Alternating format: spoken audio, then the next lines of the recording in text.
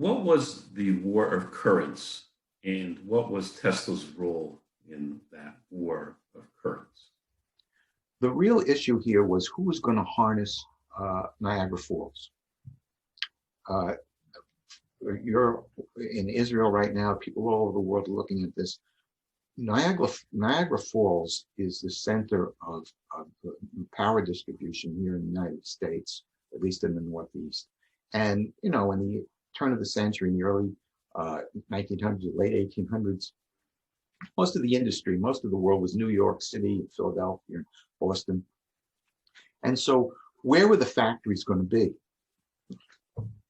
As I said, before Tesla, if you wanted to run a factory, you had to be right on the power source.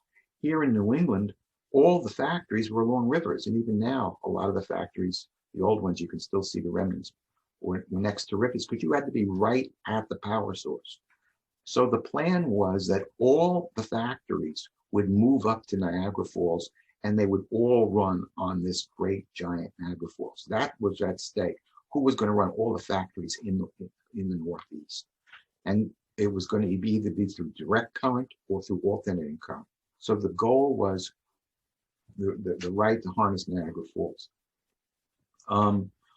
Along the way, Westinghouse took $1 million loss to light the Chicago World's Fair of 1893. He lit the fair with Tesla's hydroelectric powers. Well, it was not hydroelectric, but his AC polyphase system.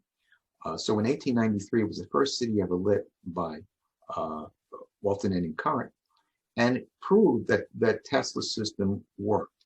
So Edison was still entrenched in the direct current system, so he started electrocuting cats and dogs, and even a horse, and even an elephant with alternating current, and got the electric chair instituted. And he even appeared at the trial of William Kemmler. He was a man who axed his wife to death with an axe, and he was the first man to die in the electric chair, and he died with alternating current. So Edison was trying to build alternating current as the most dangerous current. Meanwhile, people were dying in direct current and alternating current. It was dangerous if you misused it. And when I was a kid, I used to get shocks. I used to get a shock when I would put the toaster on, and if my arm touched the metal of the counter, I would get a shock.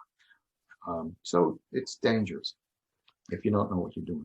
But anyhow, the goal was who would win the right to harness Niagara Falls. And fortunately, the Tesla system won. Had Edison's system won, and he had the PR, he was Tom Edison, Wizard of Menlo Park, all the factories would have moved up to Niagara Falls and would have ruined the area.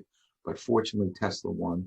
And now from Niagara Falls, from one spot, you could literally electrify 300-400 miles in every direction. I'm old enough to remember the great blackout in 1965.